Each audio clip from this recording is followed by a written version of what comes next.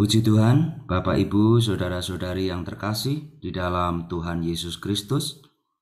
Kembali berjumpa di dalam seri Berita Ministry, dan kita masuk di dalam seri yang keempat, yaitu Pekerjaan Kristus bagian yang kedua, yaitu pekerjaan Kristus di dalam kebangkitannya.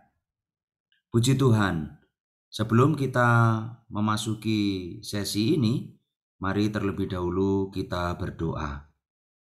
Tuhan Yesus, oh Tuhan Yesus, Tuhan terima kasih kembali Engkau memberikan waktu dan kesempatan bagi kami untuk kami datang kepada perkataanmu.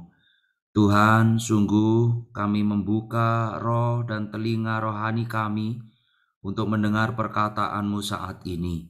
Berbicaralah ya Tuhan kepada setiap kami seperti yang belum pernah Engkau lakukan sebelumnya. Sehingga Tuhan saat ini kami dapat mendengar perkataanmu, melihat satu visi di dalam kebangkitanmu. Oh Tuhan Yesus, singkapkan setiap selubung kami, buat kami melihat kebenaran-Mu melalui kebangkitan-Mu, sehingga kami terus bersama-sama ada di dalam kehendak-Mu dan menikmati setiap hal yang telah Engkau rampungkan melalui kebangkitan-Mu. Tuhan, kami bersyukur untuk saat ini, dan Engkau yang memberkati sesi ini. Di dalam nama-Mu kami sudah berdoa. Amin. Puji Tuhan, Bapak Ibu Saudara-saudari, pekerjaan Kristus di dalam kebangkitannya. Di dalam 3 bab sebelumnya, kita menunjukkan bahwa untuk mengalami Kristus, pertama-tama kita perlu menerima wahyu mengenai persona dan pekerjaan Kristus.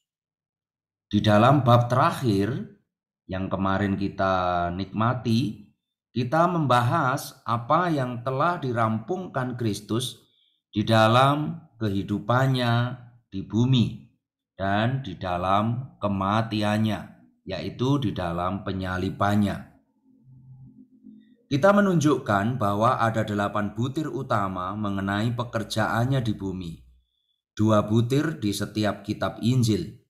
Kemudian kita sudah membahas 7 butir utama yang dirampungkan Tuhan melalui kematiannya, yaitu penyalibannya. Dengan demikian, dalam bab-bab sebelumnya kita telah melihat 15 butir pekerjaan Kristus. Nah, Bapak Ibu Saudara-saudari, di dalam bab ini, di dalam sesi ini, kita akan membahas 15 butir lainnya yang dirampungkan oleh Kristus dan 7 butir dalam kebangkitannya serta 8 butir di dalam kenaikannya. Banyak orang Kristen hari ini tidak memiliki pandangan yang akurat. Banyak orang Kristen hari ini yang tidak memiliki pandangan yang akurat dan memadai tentang kebangkitan dan kenaikan Kristus. Karena kekurangan pandangan yang akurat inilah, pengalaman mereka tentang Kristus tidak memadai. Kaum beriman hari ini sering berbicara tentang kematian Kristus, tetapi mereka tidak banyak berbicara tentang kebangkitan dan kenaikannya. Banyak orang Kristen melihat sangat sedikit tentang kenaikan Kristus. Mereka hanya tahu Kristus pergi ke surga dan menunggu di sana sampai waktu kedatangannya kembali. Namun Bapak Ibu Saudara-saudari, tahukah Anda sekalian bahwa perjanjian baru telah memberitahu kita banyak hal tentang apa yang telah dilakukan Kristus sekarang di surga. Di satu sisi, di surga dia melakukan lebih banyak daripada yang dia lakukan di bumi.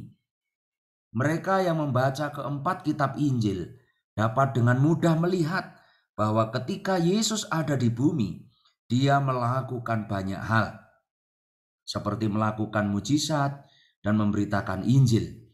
Tetapi ketika mereka membaca kitab Kisah Para Rasul dan membaca surat-surat kiriman dan membaca juga kitab Wahyu, hanya sedikit yang menyadari apa yang sedang dilakukan Kristus di surga. Bukan hanya Kristus melakukan banyak hal di surga hari ini, tetapi ia juga merampungkan banyak hal sebelum ia naik. Saudara-saudari, kita perlu terkesan dengan semua hal penting dan yang menakjubkan yang telah dilakukan oleh Kristus di dalam kebangkitan dan kenaikannya. Amin. Di dalam kebangkitannya.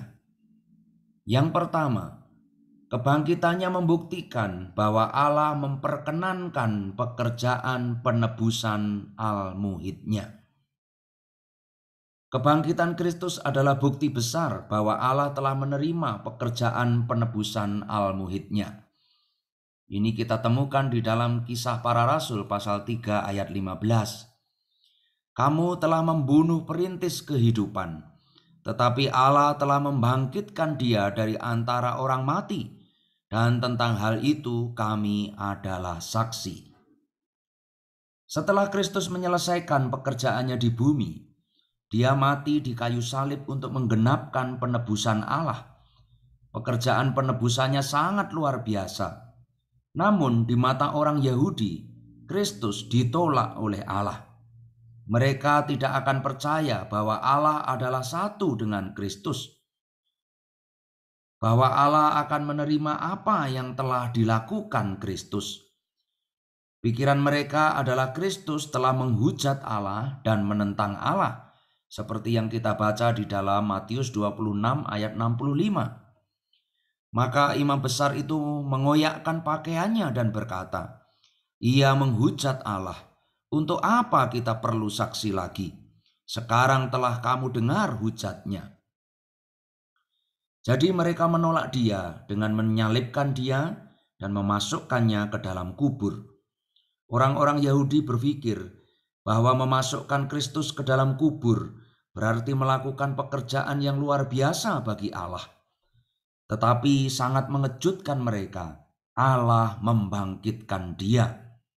Allah melakukan ini untuk memberitahu orang-orang Yahudi bahwa dia menerima apa yang mereka tolak. Allah sepertinya berkata, kalian orang Yahudi harus tahu, walaupun kalian menolak Kristus, membunuh dia, dan bahkan memasukkannya ke dalam kubur, aku, Allah yang kalian layani, membangkitkan orang ini dari antara orang mati. Hal ini juga dikonfirmasi oleh firman di dalam Kisah Para Rasul pasal 2 ayat 23 sampai 24. Dia yang diserahkan Allah menurut maksud dan rencananya telah kamu salibkan dan kamu bunuh melalui tangan bangsa-bangsa durhaka. Tetapi Allah membangkitkan dia setelah melepaskan dia dari sengsara maut, karena tidak mungkin ia tetap berada dalam kuasa maut itu. Saudara-saudari, kebangkitan itu seperti adalah bukti besar dan bukti yang kuat bahwa Allah menerima, memeteraikan, dan membenarkan semua yang telah dilakukan Kristus. Kebangkitan Kristus membuktikan bahwa Allah sangat senang dengan semua yang telah dilakukan Kristus. Amin. Yang kedua, kebangkitannya membenarkan keberhasilannya yang besar dalam seluruh pencapaiannya. Kebangkitan Kristus adalah pembuktian kuat akan kesuksesan besarnya dalam semua pencapaiannya. Kita membaca di dalam Kisah Para Rasul 5 ayat 30 sampai 31. Allah nenek moyang kita telah membangkitkan Yesus yang kamu bunuh dengan menggantungnya pada kayu salib. Dialah yang telah ditinggikan oleh Allah dengan tangan kanannya menjadi perintis dan juru selamat, supaya Israel dapat bertobat dan menerima pengampunan dosa. Dalam sejarah ada banyak orang hebat. Salah satunya adalah Alexander Agung yang hidup sekitar 300 tahun sebelum Kristus.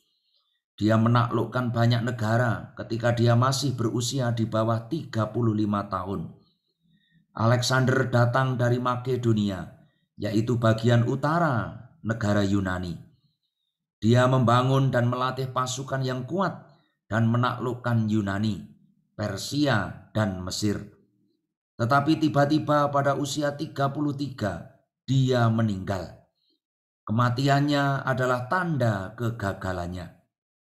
Ketika orang-orang Yahudi membunuh Kristus, mereka berpikir bahwa dia sepenuhnya dikalahkan dan kematiannya adalah tanda kegagalannya. Tetapi setelah 3 hari, Kristus keluar dari kubur. Jadi kebangkitan Kristus adalah pembuktian kuat akan kesuksesan besarnya. Banyak orang telah mencapai hal-hal besar, tetapi kesuksesan mereka berakhir dengan kematian mereka. Tetapi meskipun Yesus dihukum mati, Allah membangkitkan dia. Dibangkitkannya Kristus oleh Allah ini adalah pembuktian atas kesuksesan besarnya dalam sejarah manusia. Tidak pernah ada manusia lain yang sesukses Kristus. Kebangkitannya membawa kesuksesannya. Kesuksesannya masih berlanjut di bumi hari ini. Ahli filsafat meninggal, ahli agama meninggal, dan ahli sejarah juga meninggal. Banyak orang hebat meninggal dan dikuburkan. Dalam sejarah manusia hanya ada satu pengecualian. Hanya yang satu ini yang keluar dari kubur dan masih bekerja sampai sekarang. Dia bergerak, dia bertindak, dan dia memotivasi seluruh umatnya di bumi. Dia telah memperoleh kesuksesan besar. Dan kesuksesan ini dimeteraikan oleh kebangkitannya. Haleluya. Yang ketiga, kebangkitannya membuktikan bahwa Allah telah berkenan membenarkan kaum beriman. Amin. Kebangkitan Kristus juga merupakan bukti bahwa Allah telah membenarkan kita. Haleluya. Roma 4 ayat 25, yaitu Yesus yang telah diserahkan karena pelanggaran kita dan dibangkitkan untuk pembenaran kita. Karena dia mati di kayu salib karena dosa-dosa kita, Allah harus mengampuni kita. Tetapi jika Kristus tidak pernah dibangkitkan dari antara orang mati, bagaimana kita bisa tahu bahwa Allah telah mengampuni kita? Bahwa dia puas dengan kematian Kristus? Kebangkitan Kristus dari antara orang mati adalah bukti bahwa Allah puas dengan kematiannya. Karena Allah puas dengan kematian Kristus, Allah membebaskan dia dari kematian. Untuk mengilustrasikan hal ini, mari kita umpamakan seorang saudara berutang 10 juta dolar kepada seorang kaya. Orang kaya itu memegang catatan untuk pinjaman itu, yang dengan jelas menyatakan bahwa saudara itu berutang 10 juta dolar kepadanya. Sekarang, misalkan saya memiliki kemampuan untuk membayar utangnya, dan saya membayar 10 juta dolar kepada orang kaya itu. Namun, meskipun dia menerima pembayaran saya, orang kaya itu tidak memberikan saya tanda terima. Tanpa tanda terima sebagai bukti bahwa saya telah melunasi utang itu, maka saudara itu tidak memiliki cara untuk membuktikan bahwa orang kaya itu telah puas dengan pembayaran saya. Tetapi jika orang kaya itu memberi saya tanda terima, maka saya sekarang dapat memberitahu saudara itu kabar baik, yaitu bahwa saya telah membayar utangnya. Saya memiliki kwitansi sebagai bukti bahwa orang kaya itu telah membebaskannya dari kewajibannya karena dia telah puas dengan pembayaran saya. Saudara-saudari, dengan cara yang sama kita tahu bahwa Allah puas dengan pembayaran Kristus karena Allah membangkitkan dia dari antara orang mati. Roma 4 ayat 25 mengatakan yang telah diserahkan karena pelanggaran kita dan dibangkitkan untuk pembenaran kita. Bagian pertama ayat ini menunjukkan bahwa Kristus mati di kayu salib karena dosa-dosa kita. Dan bagian kedua memberitahu kita bahwa karena Allah puas dengan kematian Kristus bagi dosa-dosa kita, Dia membebaskan Kristus dari kematian. Kristus keluar dari kematian adalah bukti besar bahwa Allah puas dengan kematiannya bagi kita. Kristus yang telah bangkit ini adalah tanda terima pembayaran penuhnya untuk utang kita, yang dikeluarkan oleh Allah untuk kita, dan membuktikan bahwa semua dosa kita telah diampuni oleh Allah, dan Allah telah membenarkan kita. Puji Tuhan. Sekarang kita masuk yang keempat, bahwa kebangkitannya melahirkan Dia sebagai putra sulung Allah. Melalui kebangkitan, Dia dilahirkan sebagai putra sulung Allah. Perjanjian Baru mewahyukan bahwa dalam kebangkitan Kristus, Ia dilahirkan sebagai putra sulung Allah. Kisah Para Rasul pasal 13 ayat 33 mengatakan, telah digenapi Allah kepada kita, keturunan mereka, dengan telah membangkitkan Yesus, seperti yang tertulis dalam Mazmur kedua. Engkaulah anakku, aku telah menjadi bapamu pada hari ini. Selain itu, Roma 8 ayat 29 menyebut Kristus sebagai putra Allah yang sulung di antara banyak saudara. Dari dua ayat ini, kita dapat melihat bahwa pada hari kebangkitan, Yesus diperanakkan oleh Allah untuk menjadi putra sulung Allah. Tentu saja inkarnasi Kristus juga merupakan kelahiran, tetapi kelahiran itu menjadikan Dia anak manusia. Kristus tidak menjadi putra Allah melalui inkarnasi.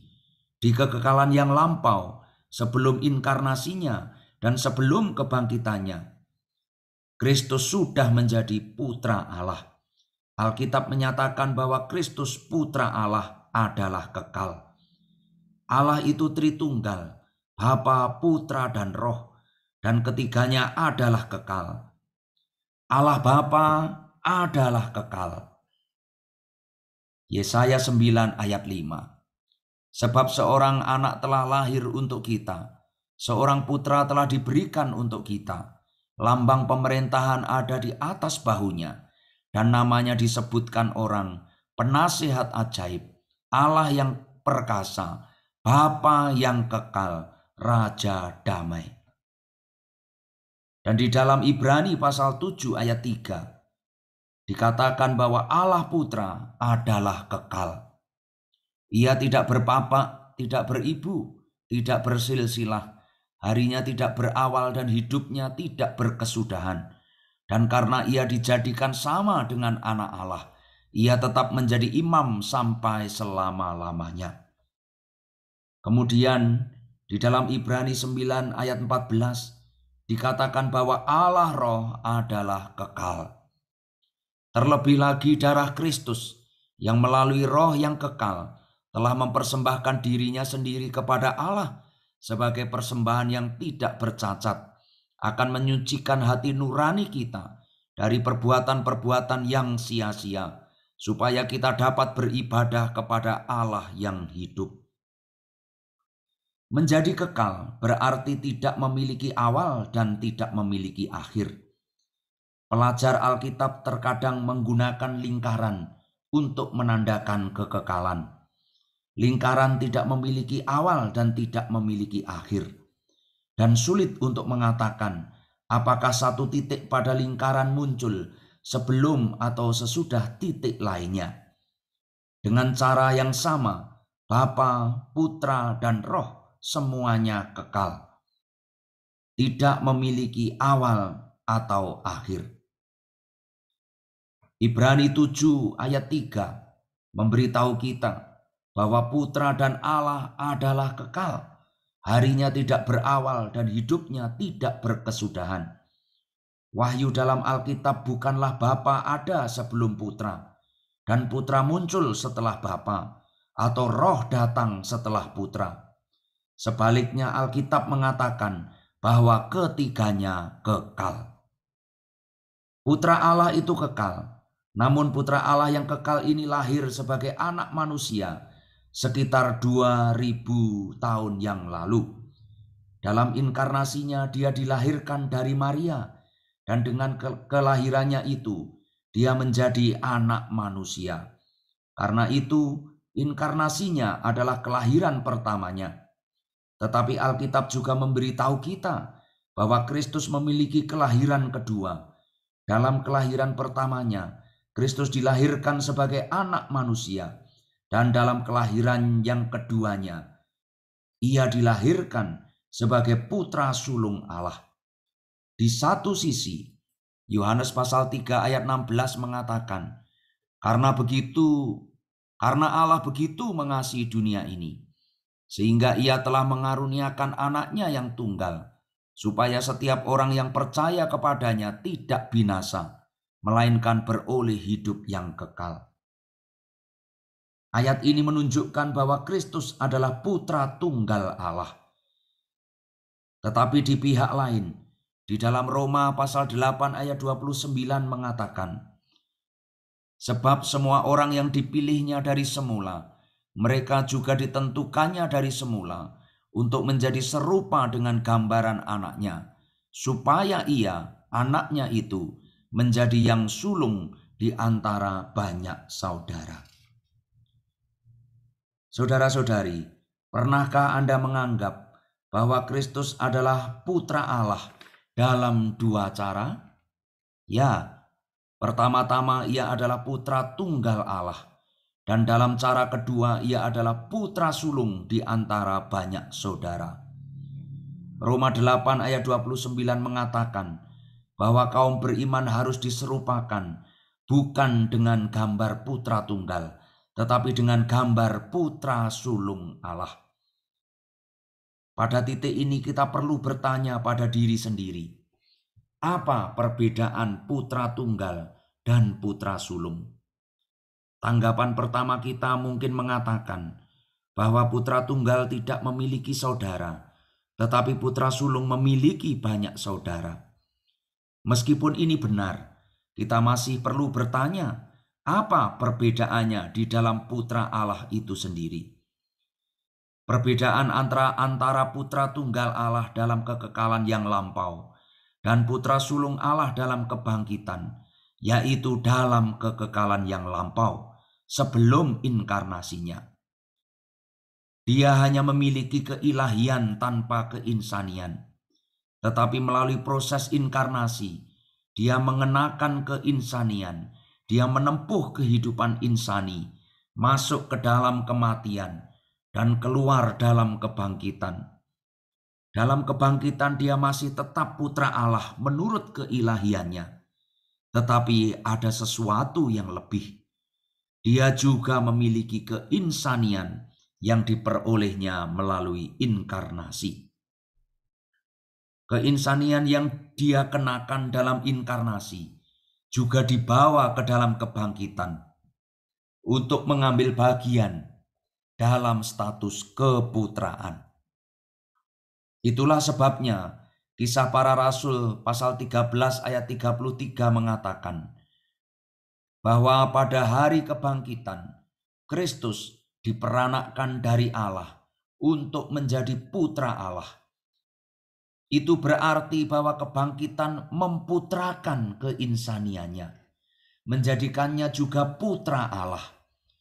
Menurut Kisah Para Rasul 13 ayat 33, kebangkitan Kristus adalah suatu kelahiran, yaitu menjadikan dia bukan hanya putra tunggal Allah dengan keilahian, tetapi juga putra sulung Allah dengan keilahian dan keinsanian.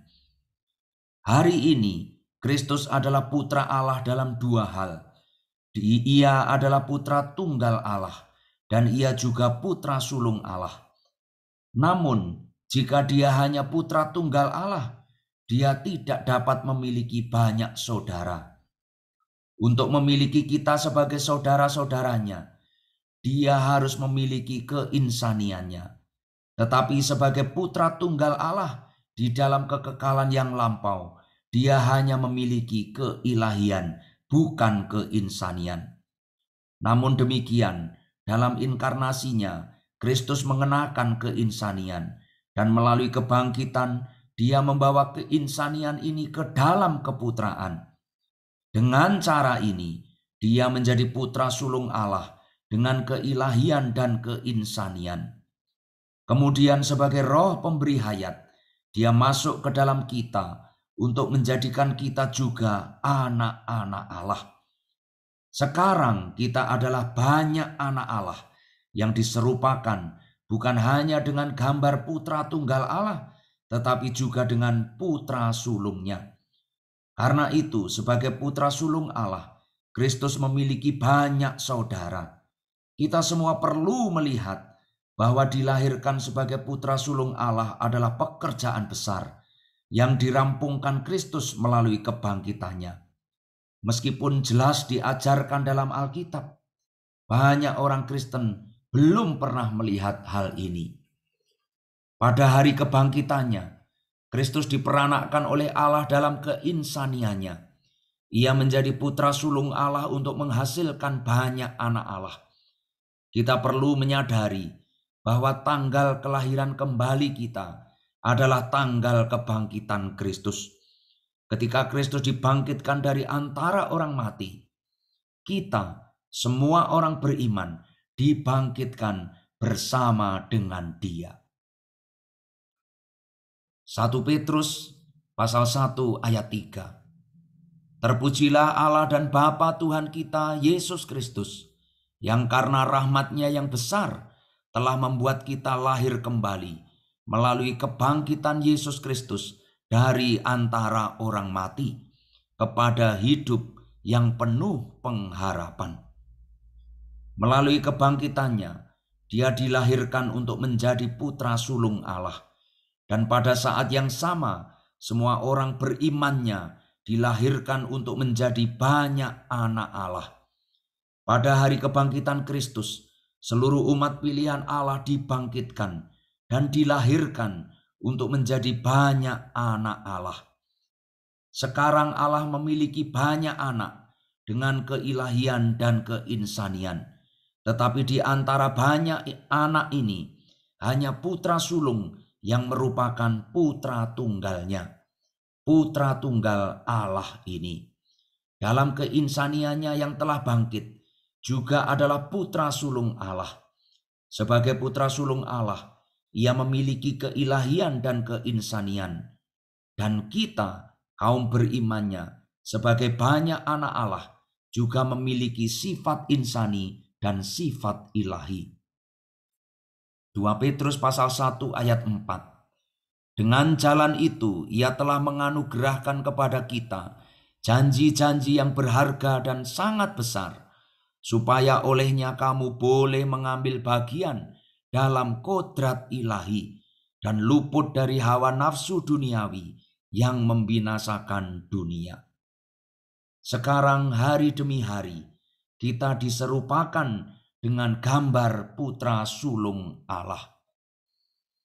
Sebab semua orang yang dipilihnya dari semula, mereka juga ditentukannya dari semula untuk menjadi serupa dengan gambaran anaknya, supaya ia, anaknya itu, menjadi yang sulung di antara banyak saudara. Puji Tuhan. Kita masuk bagian yang kelima dari kebangkitannya.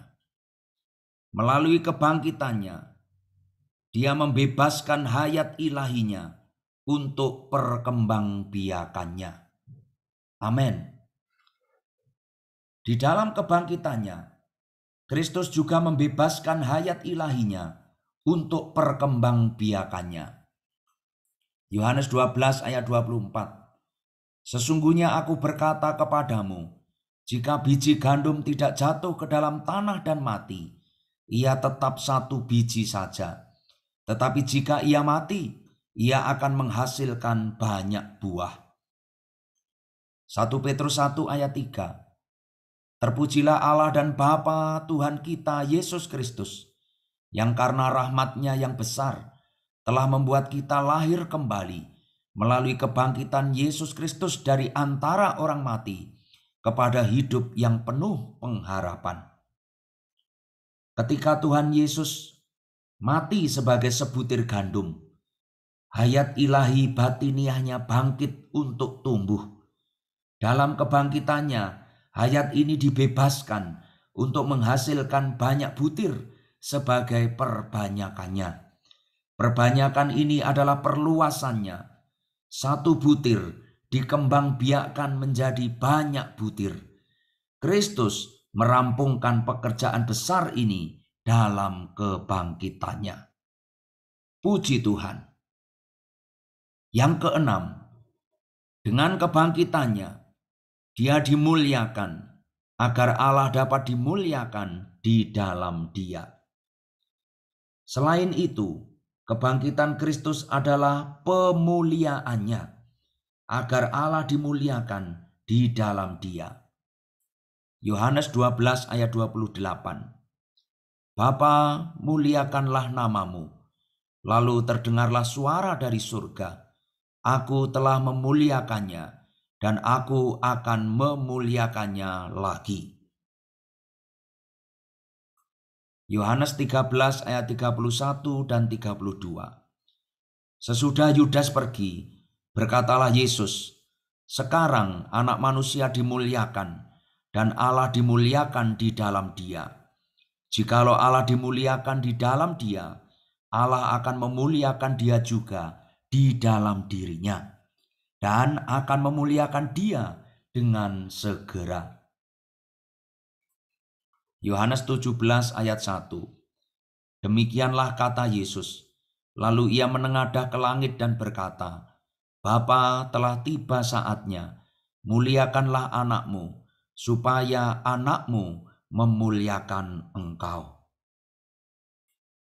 Dan di dalam Lukas 24 ayat 26. Bukankah Mesias harus menderita semuanya itu untuk masuk ke dalam kemuliaannya? Saudara-saudari, bunga anyelir adalah ilustrasi dari hal ini.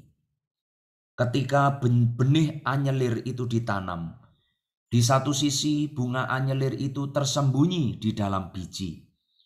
Tetapi ketika tanamannya mekar, kemuliaan bunga anyelir itu dimanifestasikan. Mekar ini adalah pemuliaan anyelir. Demikian pula ketika Kristus menjadi manusia, hayat ilahi Allah tersembunyi di dalam cangkang insani. Ketika kematian Kristus memecahkan cangkang insaninya, hayat ilahinya dibebaskan. Pembebasan hayat ilahi ini adalah pemuliaan Kristus. Pada saat yang sama itu juga merupakan pemuliaan Allah yang tersembunyi. Lukas 24 ayat 26 mengatakan, bukankah Mesias harus menderita semuanya itu untuk masuk ke dalam kemuliaannya? Kata ini mengacu kepada kebangkitannya. 1 Korintus 15 ayat 43a. Yang ditaburkan dalam kehinaan, dibangkitkan dalam kemuliaan. Kisah Rasul pasal 3 ayat 13a. Allah Abraham, Ishak dan Yakub, Allah nenek moyang kita, telah memuliakan hambanya, yaitu Yesus. Dan Kisah Rasul 3 ayat 15a. Kamu telah membunuh perintis kehidupan, tetapi Allah telah membangkitkan Dia dari antara orang mati. Karena itu ayat ini memberitahu kita bahwa melalui kebangkitannya, Kristus masuk ke dalam kemuliaan. Sebelum Dia naik ke surga, Kristus sudah masuk ke dalam kemuliaan. Kristus dimuliakan dalam kebangkitannya. Dan dalam pemuliaannya, Allah juga dimuliakan. Amin. Kemudian yang ketujuh, dari kebangkitannya adalah Dia menjadi roh pemberi hayat, agar Dia dapat masuk ke dalam kaum berimannya. Dalam kebangkitannya, Kristus menjadi roh pemberi hayat, agar Ia dapat masuk ke dalam kaum berimannya. Kita baca 1 Korintus 15 ayat 45b. Tetapi Adam yang terakhir menjadi roh yang menghidupkan.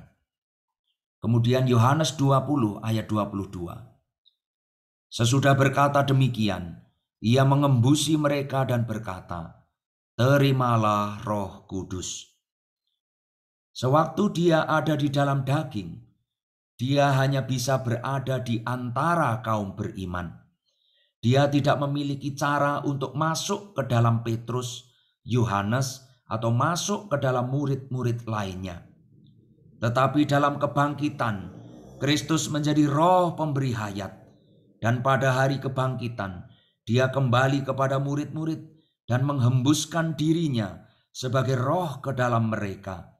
Menjadi roh pemberi hayat untuk masuk ke dalam kaum beriman adalah pekerjaan besar lain dari Kristus di dalam kebangkitannya. Puji Tuhan, haleluya.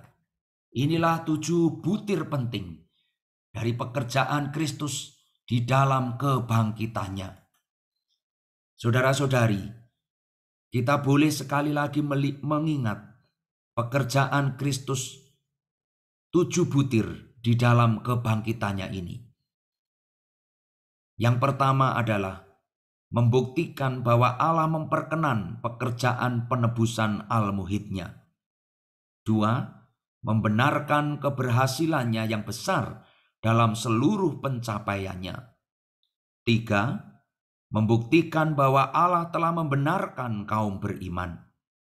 4, membaptis tubuhnya dalam roh. 5, membebaskan hayat ilahinya untuk perkembangbiakannya. 6, dimuliakan agar Allah dapat dimuliakan di dalam Dia. Dan yang ketujuh, menjadi roh pemberi hayat agar Dia dapat masuk ke dalam kaum berimannya. Puji Tuhan, kiranya pekerjaan yang telah dirampungkan Kristus melalui kebangkitannya hari ini dapat menjadi satu pengalaman yang real dalam kehidupan kita sebagai anak-anak Allah, sebagai kaum berimannya, dan sebagai orang-orang yang percaya kepada Dia. Tuhan Yesus memberkati Bapak, Ibu, Saudara-saudari semua, dimanapun Anda berada. Kiranya Dia memberkati kita dengan berkat yang begitu limpah dari kebangkitannya ini, menjadi bagian dan warisan kekal kita. Puji Tuhan. Dan kita akan bertemu kembali di dalam sesi berikutnya, yaitu di dalam pekerjaan Kristus dalam kenaikannya. Tuhan memberkati Bapak, Ibu, Saudari semuanya. Sampai jumpa dalam sesi berikutnya. Puji Tuhan. Amin.